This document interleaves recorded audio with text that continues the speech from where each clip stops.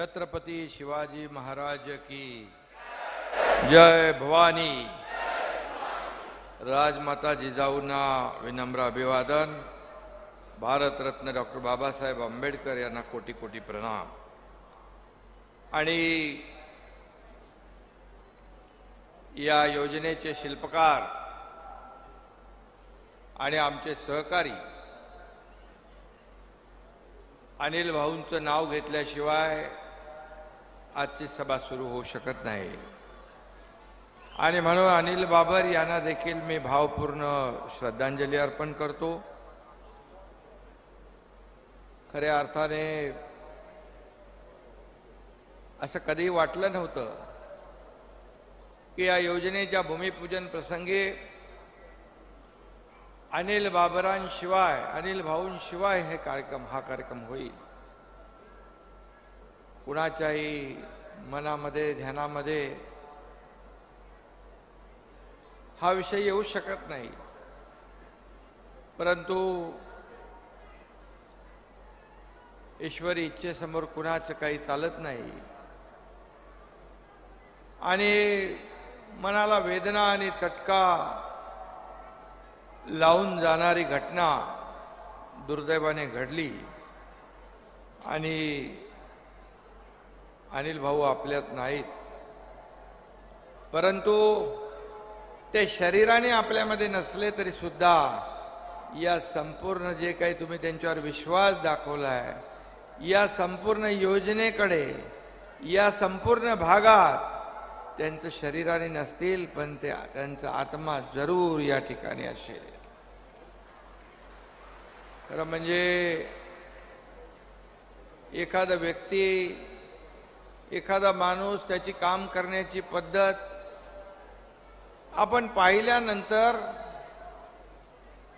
माझ्यासाठी काही नको, माझ्या मतदारसंघासाठी पाहिजे, माझ्या मतदारातल्या जनतेसाठी पाहिजे, ही योजना किती महत्वाची आहे हे सांगत असताना त्यांची जी काही तळमळ आणि पोटतिडीक मी पाहिलेली आहे।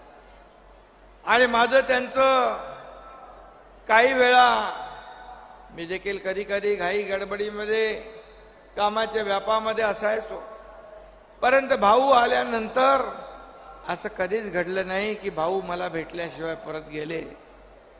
मी थोडा का होईना वेळ त्यांना द्यायचो, कारण मला माहीत असायचं भाऊने त्यांच्या मतदारसंघातल्या कुठल्या ना कुठल्या काम घेऊन आले असतील।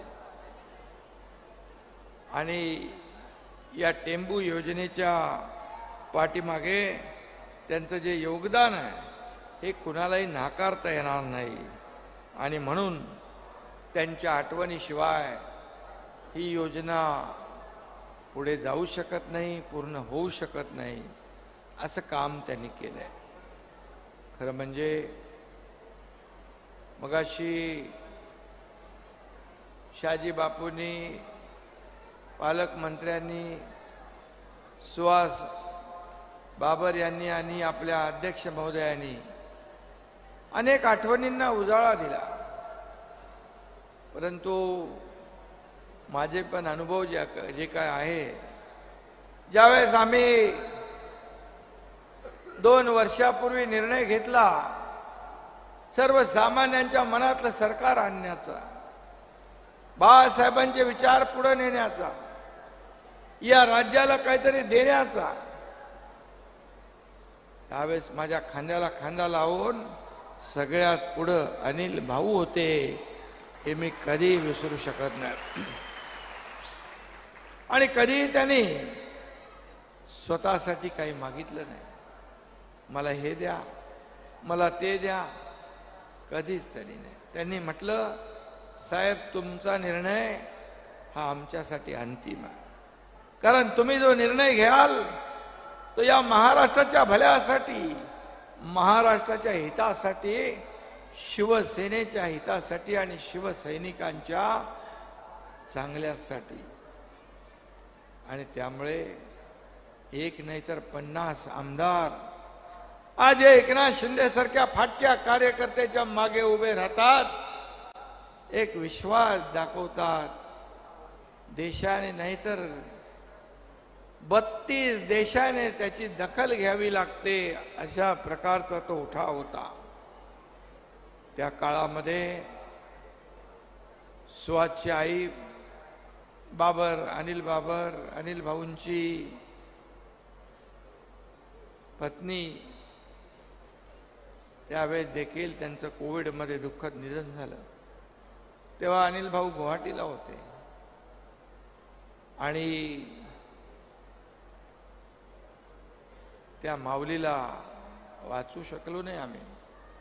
ही देखील खंत आमच्या मनामध्ये आहे.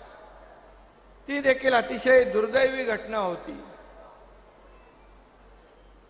आणि बघता बघता सरकार स्थापन झालं, सगळं झालं, परंतु काय नाही, छोटंसं मी त्यांना फोनवरून सांगायचो, काय नाही, ते व्हायरल असेल, काहीतरी पित्त असेल, आणि अगदी आपल्या प्रकृतीकडे पूर्णपणे त्यांनी दुर्लक्ष करून ते जगले फक्त आणि फक्त या तुमच्या सगळ्या मतदारसंघातल्या मतदारांसाठी. कुटुंब, परिवार, पत्नी, मुलं, बाळ यांची कधी त्यांनी पर्वा केली नाही. त्यांचा एकच उद्देश होता, या माझ्या मतदारसंघातल्या लोकांना, या आजूबाजूच्या सर्व लोकांना पाणी मिळालं पाहिजे, योजना पूर्ण झाली पाहिजे, हा ध्यास त्यांच्या मनामध्ये होता. आणि आज आपण या 6व्या टप्प्याचं भूमिपूजन करतोय, केलंय, परंतु एकच खंत आहे की या भूमिपूजन प्रसंगी जसं उपमुख्यमंत्री देवेंद्रजींनी देखील बोलून दाखवलं, अनिल भाऊ असायला पाहिजे होते. योजना पुढे जातीये, गड आला पण सिंह गेला, अशा प्रकारची परिस्थिती माझ्या मनामध्ये आहे. आणि म्हणून एक माणूस, एक व्यक्ती काय असू शकते, काय विचार असू शकतात, काय तळमळ असू शकते, काय भावना असू शकतात, या अनिल भाऊंकडून शिकल्या पाहिजे. आणि म्हणून मी त्यांना श्रद्धांजली अर्पण करतो. आणि त्यांचं एवढं विशेष, मी कुठल्याही जिल्ह्यामध्ये जाऊ दे, जिल्हा जाऊ द्या, राज्य जाऊ द्या, इतर राज्यात पण कुठेही गेलो तर तिथं अनिल भाऊंची माणसं भेटल्याशिवाय राहणार नाही. मग गुजरात असू दे, मध्य प्रदेश असू दे, राजस्थान असू दे, कुठलाही प्रदेश असू द्या. अगदी मी मागच्या वर्षी काश्मीरमध्ये गेलो, छत्रपती शिवाजी महाराजांचा अश्वारूढ पुतळ्याचं उद्घाटन करायला. तिकडं पण लाल चौक, तिथं लोक जायला घाबरायची, कधी गोळ्या सुटायच्या, बॉम्ब फुटायचे. तिथं बाबर साहेबांच्या लोकांनी गणपती बसवला होता. हे बाबर साहेबांचं लोकमत होतं. एक लोकाभिमुख लोकनेता काय असू शकतो, कसा असू शकतो, हे त्यांनी राज्याला, देशाला दाखवून दिलंय. देशभरात त्यांची माणसं, पण आवर्जून सांगायचे आम्ही बाबासाहेबांची माणसं. आणि बाबासाहेबांचं नाव घेतलं की त्यांचा चेहरा समोर यायचा आणि त्या लोकांना भेटल्याशिवाय माझे पाय कधी पुढे जात नव्हते. हा इतिहास आहे. आणि म्हणून आज मी एवढंच सांगतो की अनिल बाबर यांच्या नंतर त्यांचे सुपुत्र सुहास बाबर काम बघतायत, अमोल बाबर आहेत, विकास कामांचा सातत्याने पाठपुरावा करतायत. अध्यक्षांनी मगाशी भावना व्यक्त केलेल्या आहेत, म्हणाले त्यांना सिनेमामध्ये पुढचा रोल पाहिजे. आता धर्मवीर 1 झाला, धर्मवीर 2 झाला, सुपरहिट होतोय, ब्लॉकबस्टर होतोय. आता धर्मवीर बरोबर गुवाहाटी नाव जोडायला लागेल आणि हा 3 नंबर होईल. दिघे साहेबांचं कार्य, त्यांचा जीवन प्रवास 1, 2, 3 सिनेमामध्ये आपण साचेबद्ध करू शकत नाही, वस्तुस्थिती आहे. आणि म्हणून सुहास अध्यक्षांनी जी डिमांड केलेली आहे ती पार आम्ही पाडल्याशिवाय राहणार नाही.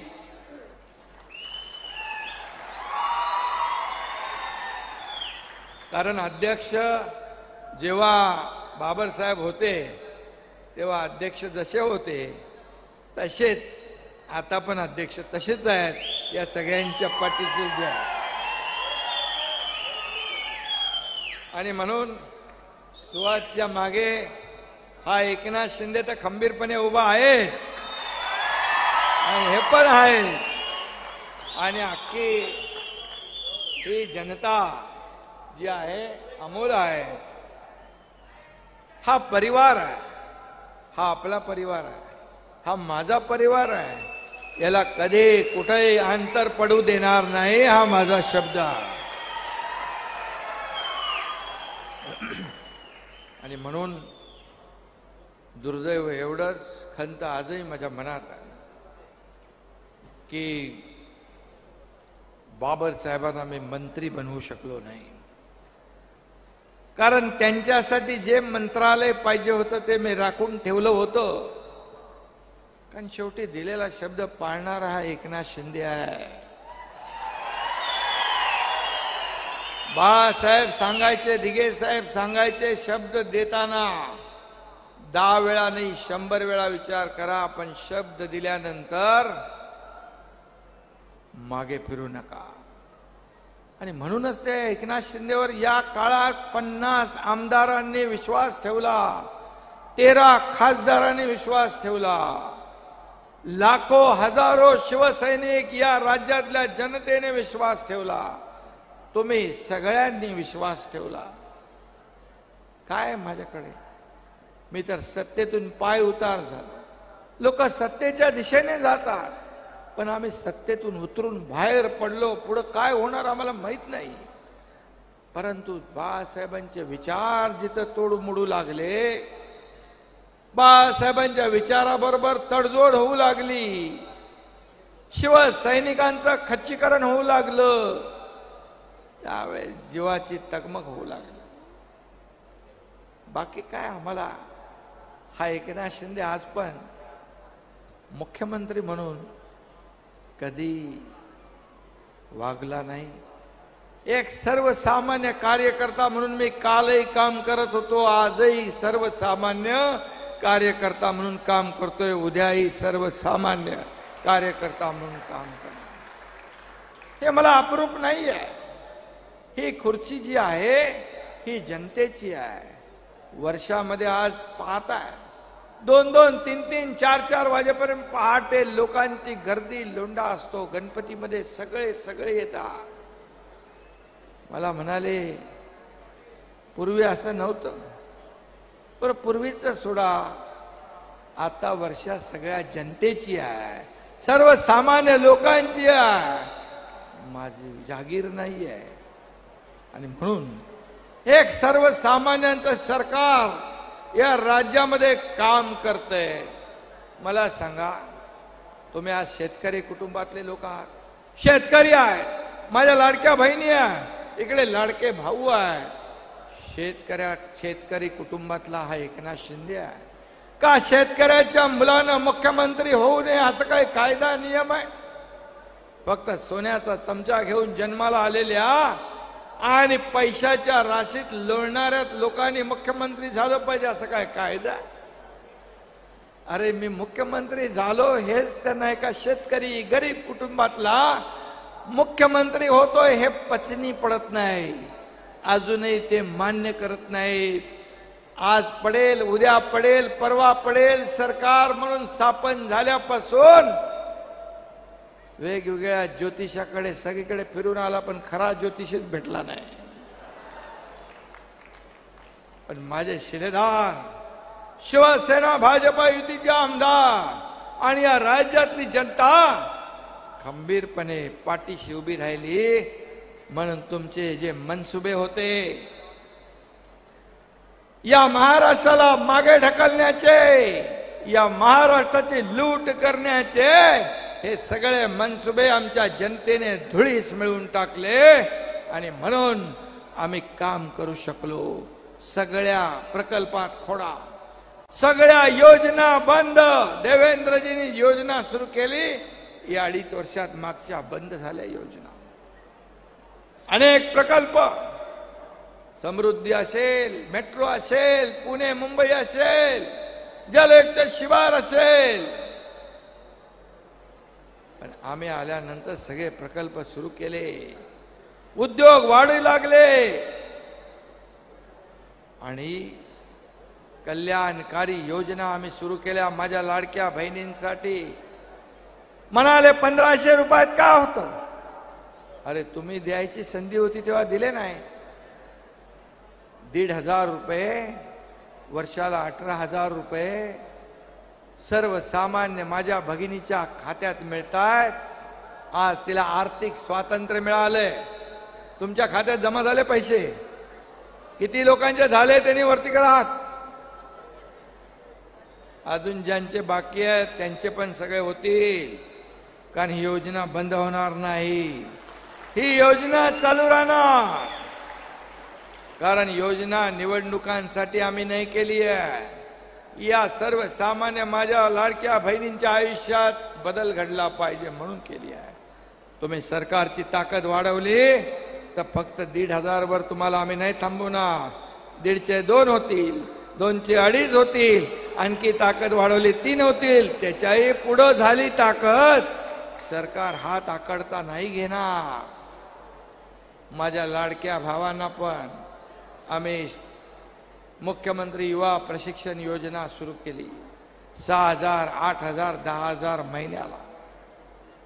देशातलं पहिलं राज्य आपलं आहे की एवढ्या मोठ्या प्रमाणावर योजना सुरू करणार. 3 गॅस सिलेंडर मोफत देणारी योजना पण वर्षाची आपली आहे.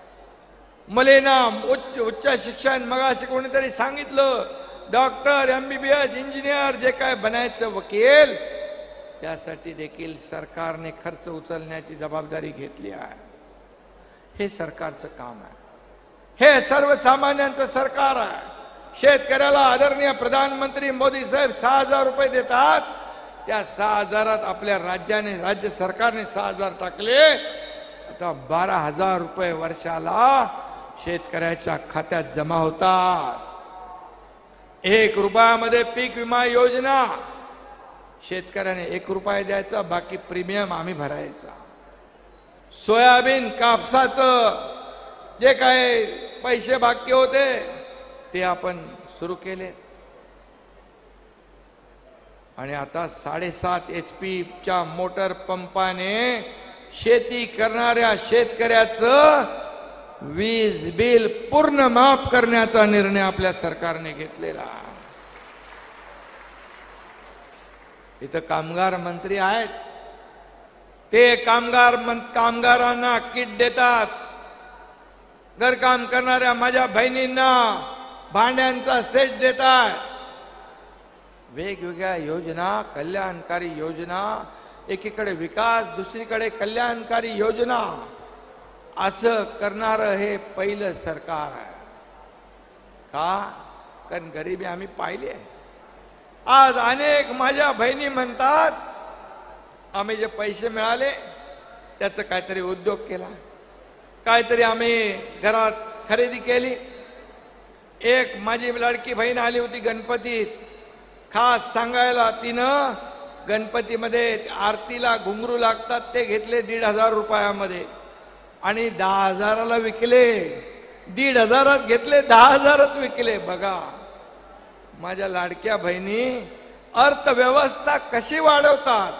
हेच पैसे मार्केटमध्ये येणार, चलनामध्ये येणार, अर्थव्यवस्था मोठी होणार आणि याचा फायदा राज्याला आणि देशाला होणार.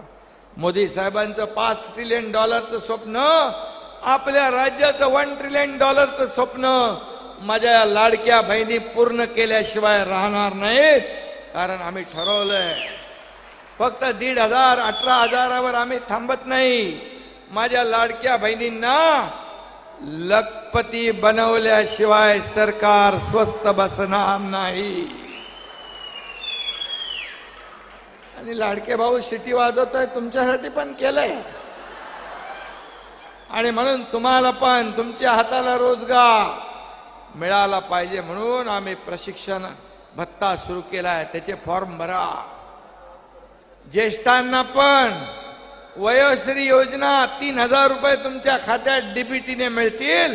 छोटं मोठं काय आपल्याला खरेदी करायचंय त्यासाठी. आणि मुख्यमंत्री तीर्थदर्शन योजना 60 वर्षाच्या वरचे ज्येष्ठ महिला आणि आमचे ज्येष्ठ बांधव यांच्यासाठी तीर्थदर्शन योजना. इच्छा असली तरी सुद्धा पैसे नसले तर पण देवदर्शन करता येत नाही. मला अभिमान आहे. परवाच्या दिवशी कोल्हापूर मधून अयोध्येला एक ट्रेन सुटली आणि गेले दर्शन करायला अयोध्येला मुख्यमंत्री तीर्थदर्शन योजनेतले लाभार्थी. मला सांगा, मला पण एवढा विश्वास वाटला नाही. एवढ्या लवकर फास्ट आपल्या ज्या योजना ऍक्टिव्हेट होत आहेत. बाळासाहेब सांगायचे, माझंही मत आहे, कार्यकर्ता घरात नाही, कार्यकर्ता लोकांच्या दारात शोभून दिसतो. आणि म्हणून शासन आपल्या दारी आपण सुरू केलं. 5 कोटी लोकांना लाभ मिळाला. का यापूर्वी पण लाभ होते, लाभार्थी होते, योजना होत्या, परंतु चक्रा मारून माणूस कंटाळून जायचं आणि सोडून द्यायचं. सरकारी काम आणि 6 महिने थांब बोलून काम सोडून द्यायचे. मग आम्ही शासन आपल्या दारी लोकांच्या घरी नेलं. आणि म्हणून घरात बसून कारभार नाही चालता येत. शेती करायला गावाला गेलो की माझ्यावर टीका करतात. बोले हेलिकॉप्टरने जातो. मग कसं गाडीने जाऊ? 10 तास लागतील. अरे 8 तास लागतील. 8 तासामध्ये मी 10,000 फायलींवर सह्या करतो. एवढा वेळ माझ्याकडे नाही, तुमच्याकडे होता. कारण तुमचे पाय कधी जमिनीला लागलेच नाही. पण हा मातीतला माणूस आहे एकनाथ शिंदे, हा जमिनीवरचा माणूस आहे. आणि म्हणून गेलो गावी की माझे पाय आपोआप शेताकडे वळतात. का शेतकऱ्याबद्दल अभिमान असावा. का शेतकरी कुटुंबातला मुलगा मुख्यमंत्री झाल्यानंतर रोज शिव्या साप, रोज आरोप, सकाळ उठता बसता जसं मोगलांच्या घोड्यांना सत्ताजी धनाजी दिसायचा तसं यांना एकनाथ शिंदे दिसतो. पण मला चिंता नाही. माझ्या लाडक्या बहिणी, लाडके भाऊ आणि ज्येष्ठ माझ्या पाठीशी आहेत. तोपर्यंत मला कसलीच चिंता नाही. मी कुणालाही घाबरत नाही. मी माझं काम करत जातो. मी माझं काम करणार. तुम्ही आरोप करत राहा, मी माझं काम करणार. आणि म्हणून मी आपल्याला एवढंच सांगतो माझ्या बहिणींना, फक्त सावत्र भावापासून सावध राहा.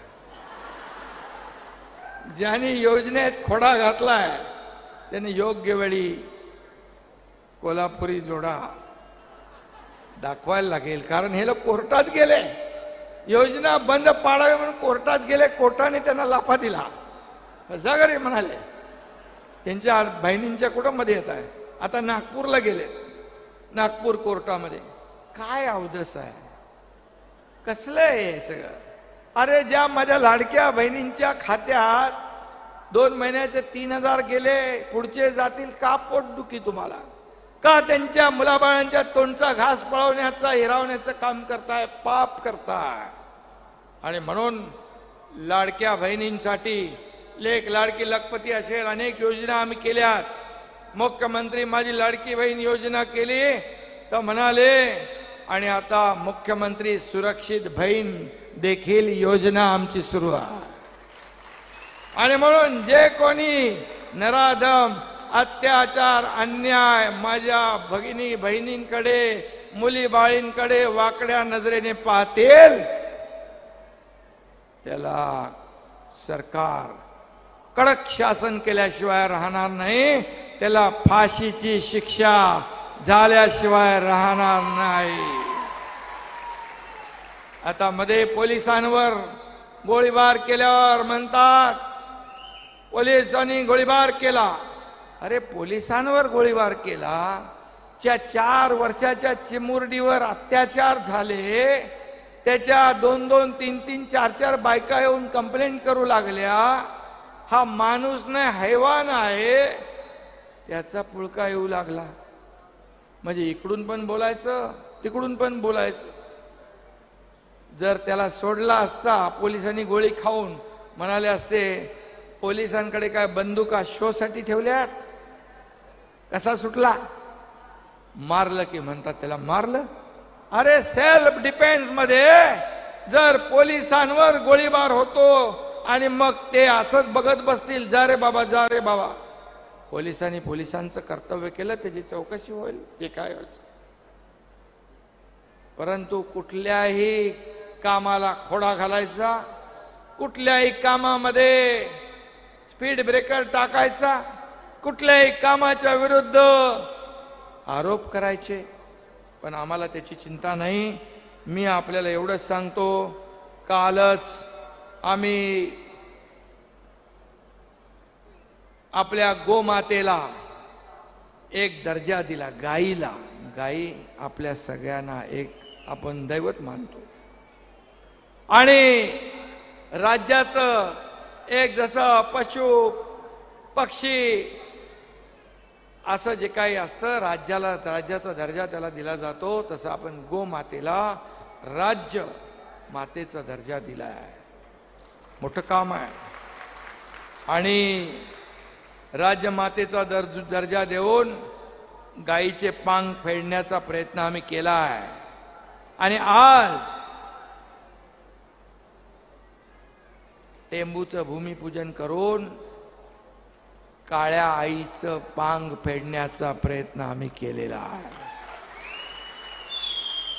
आणि म्हणून मी आपल्याला एवढंच सांगतो की यासाठी लागणारे पैसे 7,370 कोटी असतील. आणि त्याचबरोबर जतला पण आपण म्हैसाळ विस्तार योजनेला 2,000 कोटी रुपये दिले. 2,000 कोटी रुपये या संपूर्ण योजनांमधून लाखो एकर हेक्टर जमीन ओलिताखाली येणार आहे. शेतकऱ्यांना दिलासा मिळणार आहे. आणि म्हणून शेतकऱ्याच्या जीवनामध्ये आनंदाचे दिवस आले पाहिजे. बळीराजावरचं संकट दूर झालं पाहिजे, असं नेहमी कुठेही मी गेलो तरी बोलतो. चांगला पाऊस झालाय यावेळेस.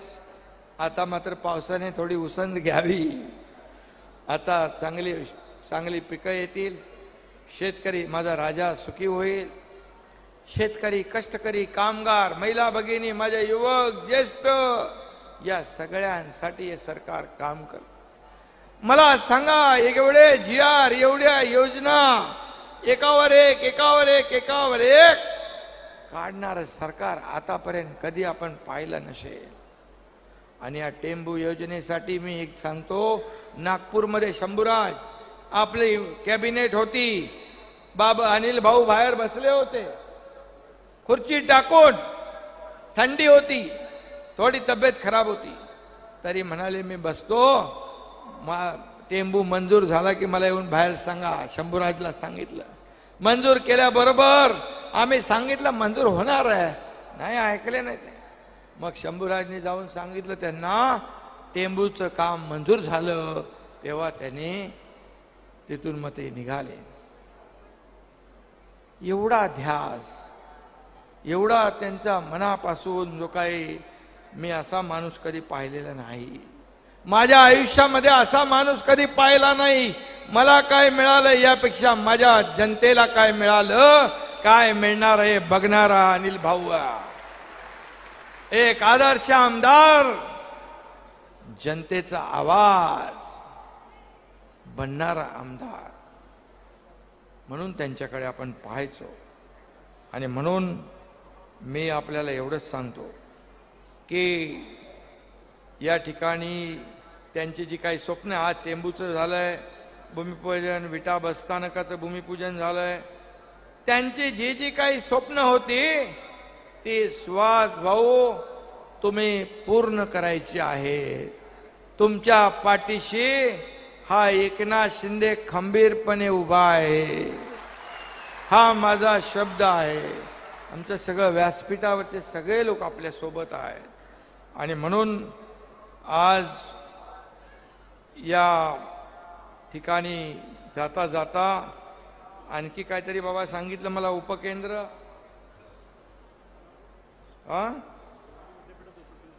शिवाजी विद्यापीठाचं उपकेंद्र खानापूरमध्ये व्हावं अशी मागणी यांची सुवाच्य आहे. आणि म्हणून ती देखील आपण पूर्ण करू. जे जे अनिल भाऊनी स्वप्न पाहिली ती सगळी पूर्ण करू. त्यामध्ये पैसे कमी पडणार नाही हा शब्द एकनाथ शिंदे देतो. आणि म्हणून टेंबू योजनेच्या विस्तारीकरणाने खुलेल इथलं शेत वावर, तेव्हाच वरून सुखा समाधानाचे आशीर्वाद देतील आपले अनिल बाबर. आणि म्हणून जी मागणी केलेली आहे ती मी या ठिकाणी सांगतो की आज ज्या 6व्या टप्प्याचं आपण भूमिपूजन केलंय, यामुळे हजारो शेतकऱ्यांना त्याचा फायदा होईल.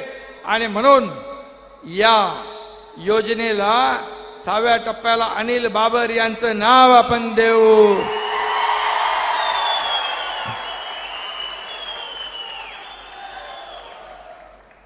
कारण त्यांच्या या आठवणीने ही योजना त्यांच्या प्रयत्नाने पूर्ण होतीये.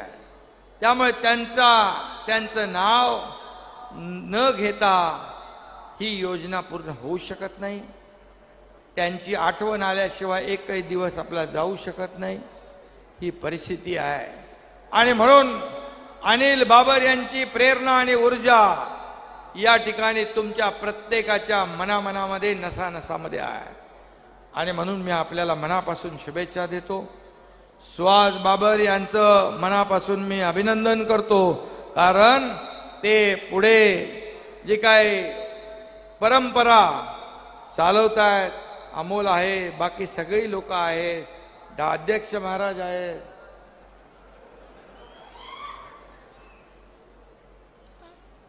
पालकमंत्री शंभूराज आणि आपण सर्व कार्यकर्ते. जसा जीव अनिल भाऊंना लावला तसा जीव त्यांच्या परिवाराला, सुहासला, अमोलला, त्यांच्या परिवाराला लावा. त्यांच्या पाठीमागे तुमचे आशीर्वाद ठेवा, एवढीच विनंती मी आपल्याला करतो.